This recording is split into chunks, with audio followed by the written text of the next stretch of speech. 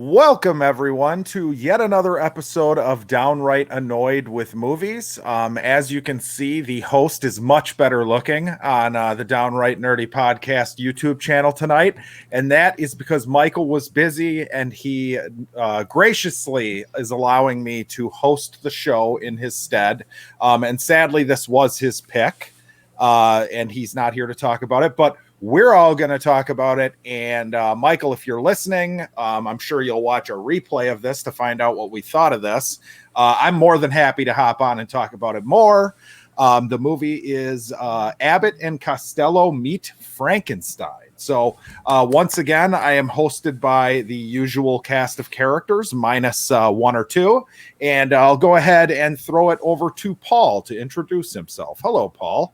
Hey. I'm Paul from Tales from the Flip Side. We go live for our main show Mondays at 9:30 at night. But tonight at 9, we have an interview with Steve Barak from CBCS Comics, and they just released their graded comic registry. So try and check that out if you can. Woo. Sweet. Thank you, Paul. And of course, we have Ken from Pinky's Out. Hey, I'm Ken from Pinky's Out. We're on all your podcasting platforms.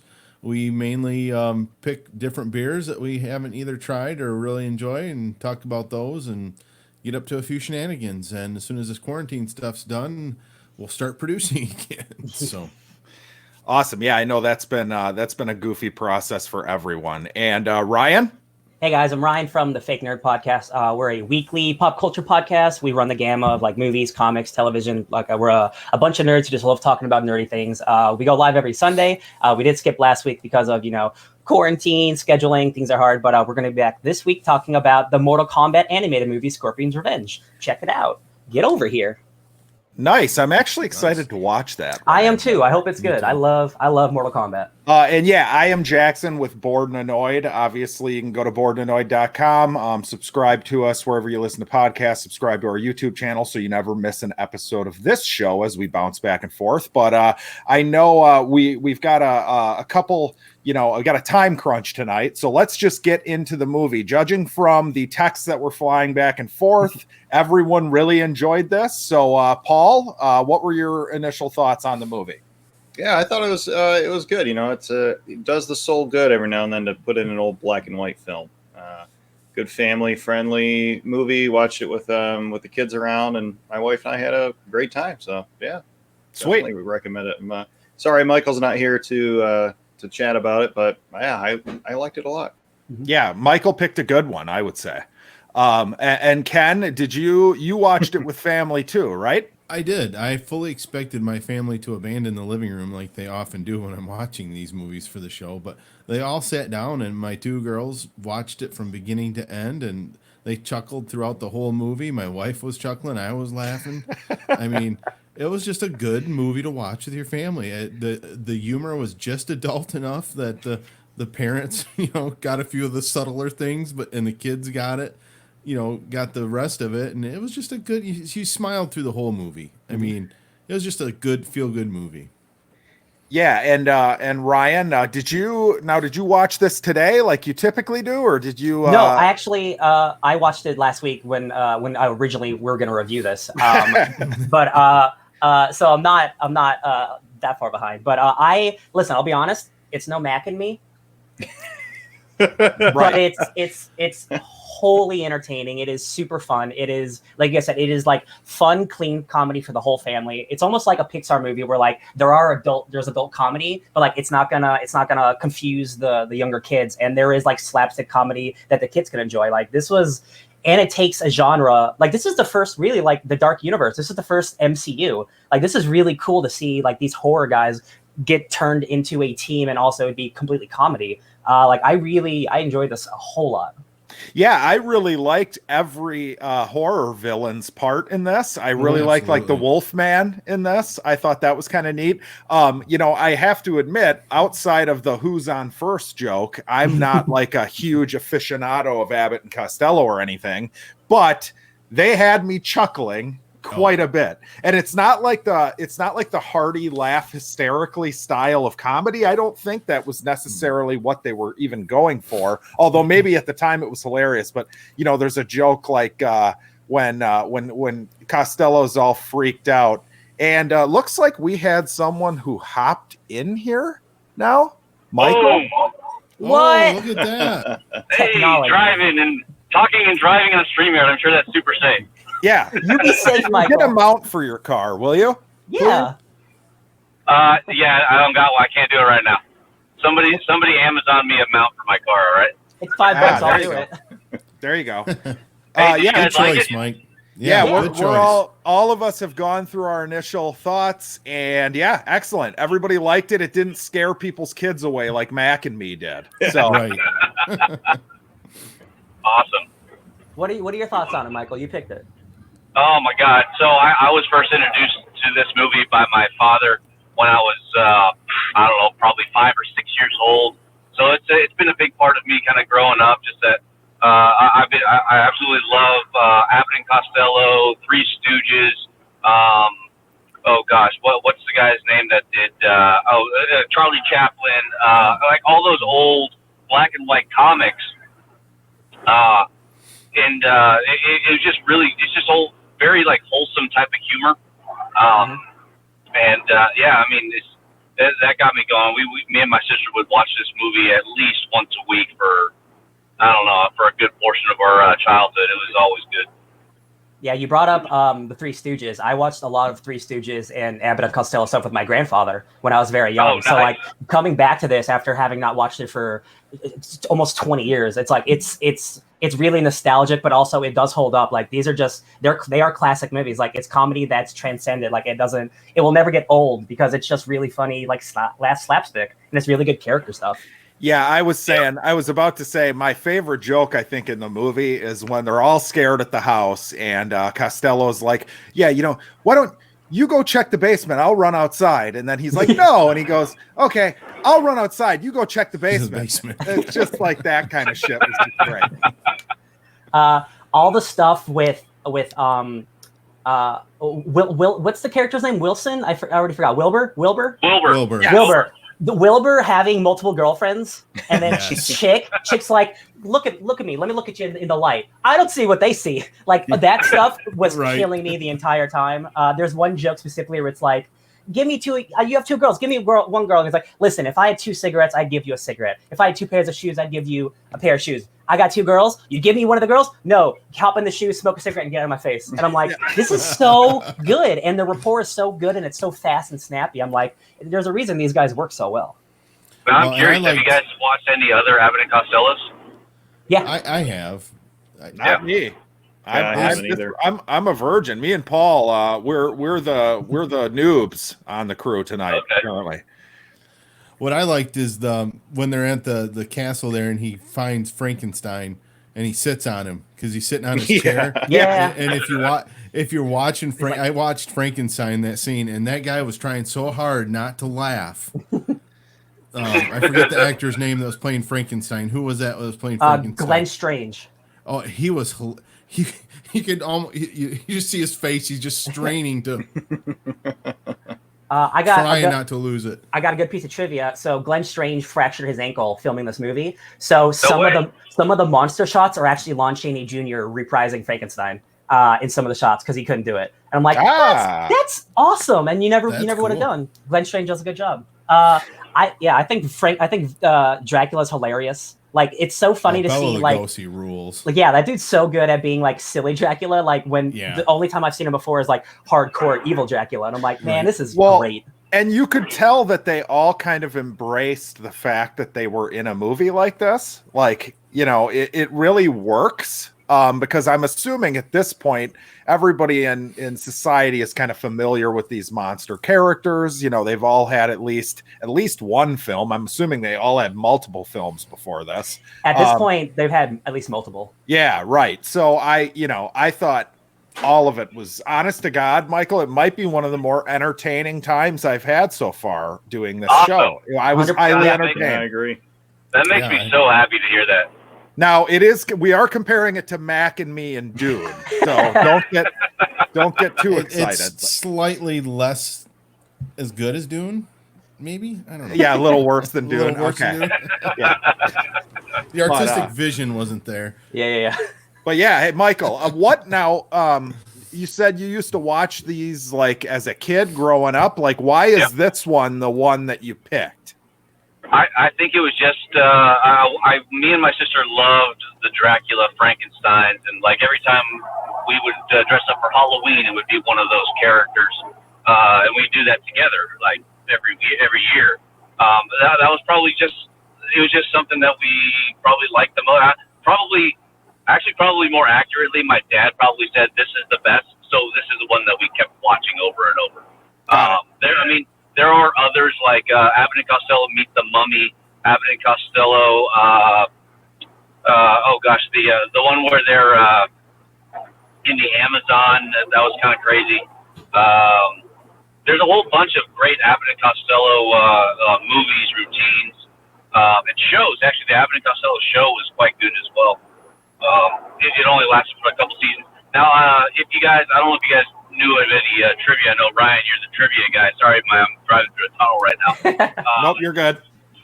But after this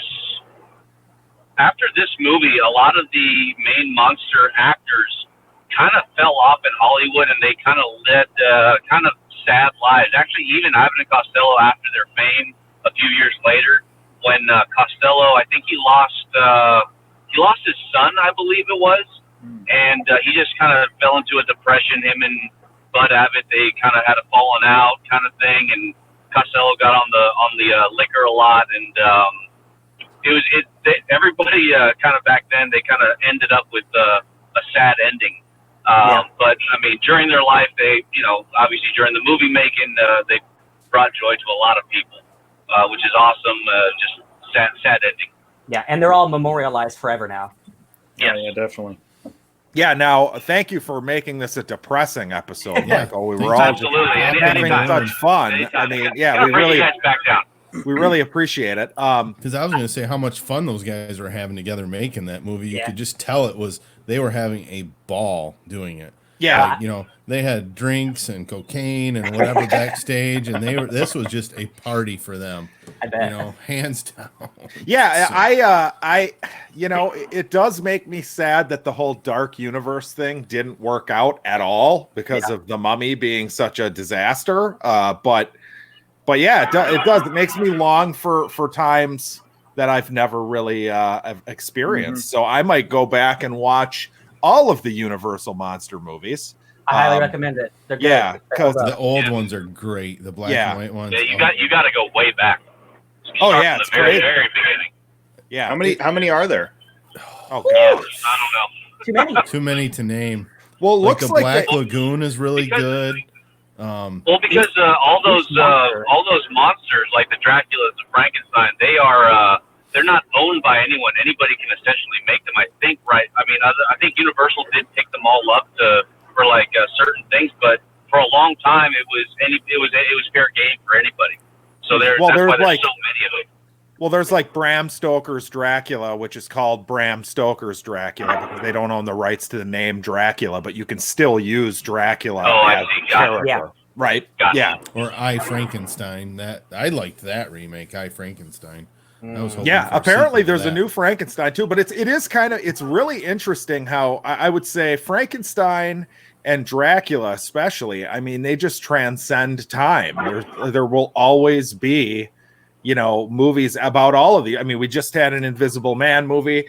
He makes a brief appearance in the film as well. Abbott and Costello Meet the Invisible Man. That's actually a movie as well. I thought I was going crazy because I remember the Invisible Man being in this movie, and it was to the very end. I'm like, do I not remember this movie? And it's Yeah, it literally was Vincent Price at the end. He was the voice at the end. That was oh, the it's Invisible Vincent Man. Price. I love it. Yeah. That's the It was, first Marvel credit sequence right there.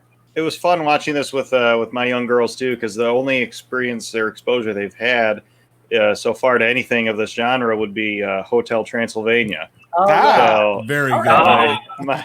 our youngest was doing her Frankenstein walk and saying blah blah blah, and so it's great. Yeah, I think the Dark Universe peaked with Monster Squad, though. For being honest, you can't top it. How are you gonna top it? No. Yeah, Oh, that was great. That was such a good movie. Are you saying you don't like it, Ken? No, it's a good movie. I just can't believe you. I enjoyed it. Well, I mean, I was 13. I think I was like 10 I think, and I remember distinctively watching it, and I'm like, oh my God, they said the F word once, you know, and I'm like, oh God, this is a PG-13 movie. I can't believe I'm watching it. I'm an adult. Yeah. You know, this is kind of fun. We should have a call-in once in a while on the audio. Michael sounds like he's like a radio call-in guy, Surprisingly, which I really the like. picture's not any Sounds worse. great.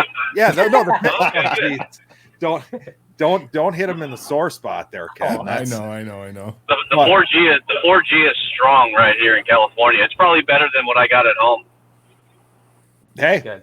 you never know. long as It it's not could 5G. sometimes my Wi-Fi. Sometimes I'm on my phone on my Wi-Fi and I try to look something up and it's frozen, and then I switch to 4G, pops right up. Golden. So, Yeah. Yep. I got one more trivia fact. Go for it. oh boy. This was going to be called The Brain of Frankenstein and just be kind of like another sequel, but they thought they could capitalize more on Abbott and Costello if they put them in the title, and it worked 100%. Yep. Instead of like kind of like leaving them out of the marketing. I really like the plot and the way they play off, Costello being the one who has seen these monsters in multiple scenes and nobody believes him. And they really dragged it out right until the end. I was shocked at how long they dragged it out for, which was great. Because you had the moments like right after Costello sees the monsters and somebody walks in the room or whatever, he can't even speak. He's the guy who walks like that. Yeah. And then there's a gag in this where there's a rotating wall, like a hidden room through a wall, rotating wall. And they keep spinning back and forth, and it's just such a Looney Tunes style gag. Yeah. It was great. It really was. I really enjoyed this. What can I say? all the gags like worked for me. Yeah. And it helps it that like usually when you make comedies that are like 2 or 2.5 hours long, they can get long. But like this movie is like an hour and 20 minutes. Like it's so tight and all the jokes work. There's no unused real estate. Like it just keeps going and then it's over. And I'm like, man, that was awesome. I want more. It was great. They didn't really take themselves too seriously. While they were all great in the roles, they didn't take this movie too seriously, which is why it worked so well. Yes. 100%. And what I like is that like it doesn't compromise the monsters. Like if you took out Abbott and Costello, it would almost still be like a monster movie. It's just they're the comedy. So like you have Dracula being Dracula and Frankenstein just being Frankenstein, but when you add these ridiculous comedy people, like it just transcends it. It makes the whole scene completely different. When normally it would be like a horror scene. And I think the filmmaking is pretty good about that kind of stuff. It reminded me of like Scooby-Doo a little bit. A little bit. 100%. Yeah. Like I can totally like, see that was the inspiration for Scooby-Doo, was something like this movie. I mean, it really does feel like a Scooby-Doo episode. But go ahead, Ken. Sorry. No, you're fine. Did you notice towards the end there when they're in the laboratory trying to, perk up Frankenstein there, his neck bolts were coming off as they were moving the table? No. The one was almost completely off. You could see him kind of trying to move his shoulder to hold it in place. So It's hilarious. I love little stuff like that, though. Hey, it's the good old days, man. They didn't break character. They just kept rolling with it. Yeah. So that was great. Like I said, I just smiled through the whole movie. I can't single one thing out. I loved the whole thing. So And things about older movies that I noticed, like long takes. Like they're comfortable just doing minute long scenes because they memorize their dialogue and they're like you don't have to worry about editing 15 seconds into an action scene. It's just people acting. And I'm like, wow, that's really refreshing not to have a cut Agreed. just when people are talking. Like when he's fighting the Wolfman, when Dracula's fighting the Wolfman, and he's like throwing vases at him, Yeah. and he's got a chair trying to whack him with a chair. I mean, come on, that was awesome. It's good.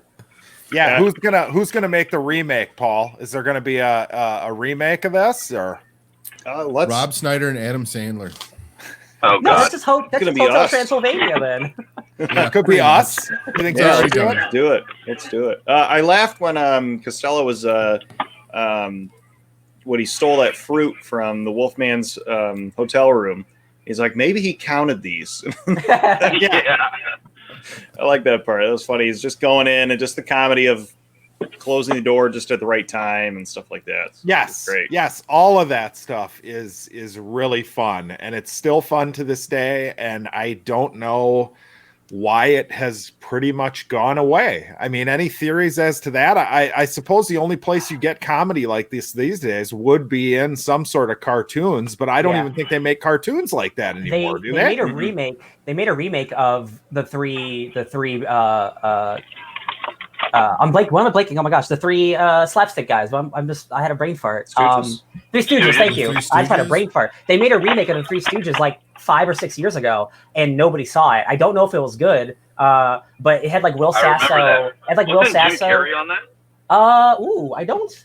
No, I I don't think think he so. was going to be, and I think they had to replace a couple of them right at the he end. gained like 40 pounds to play Curly, and then they said no, we don't want you anymore, and he was like, well, I did this for nothing.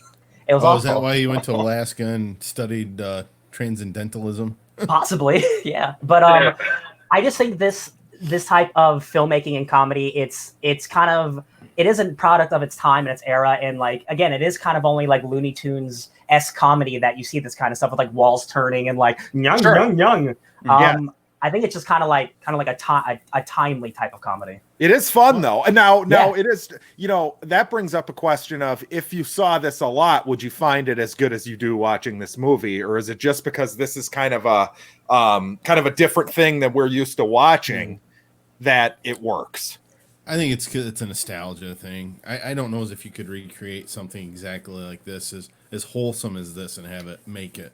I feel like and Cookie has a good comment in the chat real quick as well, but I feel like black and white movies are almost like a grandfather or grandmother talking. Like you just you at least give it your attention for a little bit, no matter how old you are. I feel like it's just a respect thing of, what is that? I gotta say, I was really close to going back even further and doing like an older Buster Keaton, where it was just a silent film and it was just music, right? Which Buster Keaton, I'm a huge fan of as well. I don't know if you guys have ever seen any. Yeah, it's all about the physicality. Yeah. Hey, if anybody wants to throw Nosferatu in, I was just going to say totally that. down. I was just going to say that. I love that movie. Oh yeah, that was a silent movie, right? If I remember. Yes. Yeah.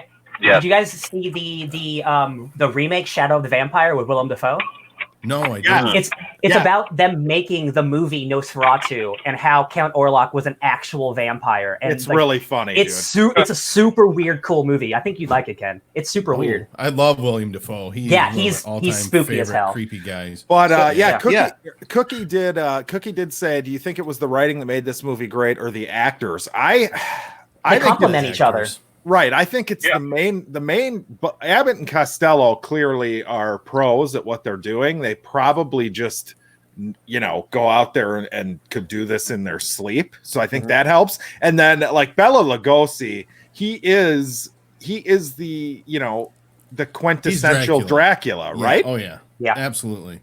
So 100%. I almost feel like that new Dracula show on Netflix, which I really liked, by the way. That's and I know good. some was people, very good. but I feel like that actor, and it's completely blanking on his name, but he was great because he almost tried to get a little bit of that classy Bela Lugosi-ness into his performance. You're right. Yeah. So you're right. Yeah, they just. I wasn't sure where they were going with that. I like that series, until but I love episode how it 3. ended. Episode 3 bummed me out. That's what I've heard a lot of. I think it's so weird that it starts, the snake goes all the way around, and I'm with you. I'm with you. Yeah. I didn't know where they were going with that, but at first I'm like, this is really weird. Yeah. And I'm like, by the end, I'm like, oh, this is great. Yeah, it was pretty good. But yeah, so well, hey, Michael, thank you for popping in, by the way. Yeah. Dude, thank you for taking the reins, brother. I appreciate it. I was saying before you hopped in here, I'm like, I even wore the shirt and everything, but the logo's too far down off the screen. So, nice.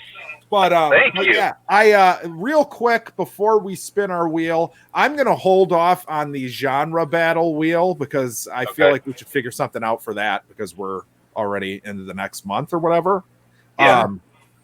But let's do the other one after we go around and say goodbye, starting with Paul. Hey, yeah, thanks for having me again. I think it's just a fun series. But I'm Paul from Tales from the Flip Side. Check out our YouTube channel. We got lots of new shows popping up. Tonight at 9, we have a big interview with founder of CBCS Comics. So check it out. Sweet. Thank you. And Ken, once again, where can we find you? You can find me on all your podcasting platforms. We're trying to do some stuff on YouTube, but really our format works better when we're all three in the same room. So we won't have a lot of new content until we can all be together again. So, and if we're going to grade this week, I'm going to give this movie an A. Yeah, that's true. Let's back up. Paul, Yeah. what's your grade on this? Oh yeah, it's an A. Even if you think black and white movies aren't your thing and you roll your eyes at the thought of it, I'd give this a shot. It's great, good family fun. Pop in with your parents around, and I'm sure you have some good conversation pieces too. Sweet. Thank you. And Ryan? Hey, it's me. I was made a weird thing with my face. Ryan from Fake Nerd Podcast. We're going live this Sunday with a review of Mortal Kombat: Scorpion's Revenge. It's the new Mortal Kombat anime. I am personally DJ Tony Snark. I've been live streaming video games on my DJ Tony Snark Twitch channel and YouTube channel. Check me out there if you want to watch me play some Ultimate Spider-Man or some X-Men or some Battlefront or other nerdy things. That's it. Goodbye. And Michael? Find me right here. I got a new episode dropping tomorrow morning at 8. I think it was 8 a.m. Pacific Standard Time, 8, 9, 10, 11 Eastern Time. So make sure you guys check that out tomorrow. And you can count. So that's a bonus. Boom. See, right. I can do 2 things at once. Yeah. And so I'm Jackson. I also give the movie an A, by the way. It's great. I thought it was really fun. Thank you, Michael, for introducing this to us. And let's go ahead here and share my wheel that I have created. Now, Cookie, you're not on the wheel because you're not in the stream. Michael got on the wheel because he hopped in here. Cookie's in the naughty corner this week. That's the rules. So he got in trouble with his wife. Hopefully everyone can see that nice and clear. Let's do a quick shuffle here. And maybe this is going to be the week, guys. I'm dying. Let's do it. I'm dying to win this thing. So, and it's going to be Ryan. Oh, any movie? Oh no. Mike and me too. Did they do it? Oh man. No. So Taco Bell. So Ryan, what do you got for us for next week, sir? I have a movie called Old Yeller. No. You guys like musicals?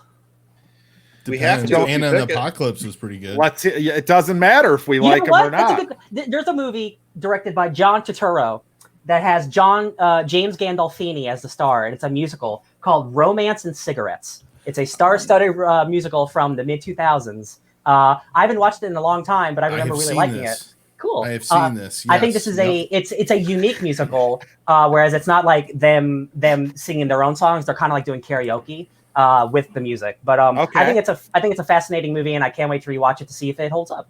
And what is this called? Romance and Cigarettes. Romance and Cigarettes. So there we have it. I have the DVD, so I hope we can find it for free. Yeah. Well, let's. Hey, I'm sorry. I'm sorry. I got to cut you off. I'm going to take off. I got to go work. They're right here. So thank you guys. I appreciate everything, and I can't wait to watch that movie. Ryan, good choice. And I'll see you guys next time. Bye. Hey, thank you, Michael.